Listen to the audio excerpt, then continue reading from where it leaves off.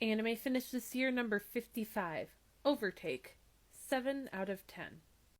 I have to admit that I didn't expect I would make it past 2 episodes with this one when the season started.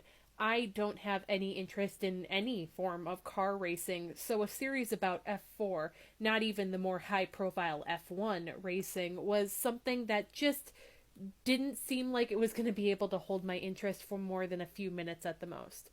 Here's the thing though, if you make a show that has interesting characters and weaves an interesting story with them, what subject matter that story is wrapped around stops mattering quite as much.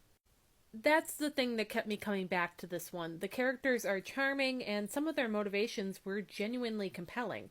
Not all are created equal, unfortunately, but the ones that get the most focus were well done, and the series did have a pretty good sense of just how much time to spend with each of them, so it didn't end up feeling like we were putting our focus where it didn't belong by not spending enough time with one or too much with another.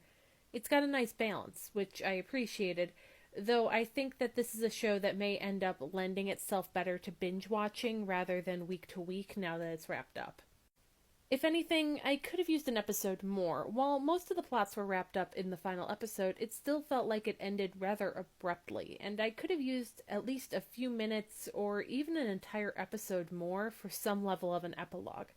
I mean, it's fine without it, but I also don't quite have the feeling of closure that I wanted from the ending either, which is a shame for a series that dragged a little at the middle at a point or two. I don't necessarily think too much time was spent with them, but I wouldn't have been upset if we had lost a little of the content with the rival teams so we could have a bit more room in the conclusion of the series. This was an anime original too, so it's not like they were beholden to some sort of source material that they had to either expand or compress to make it fit into their 12-episode run.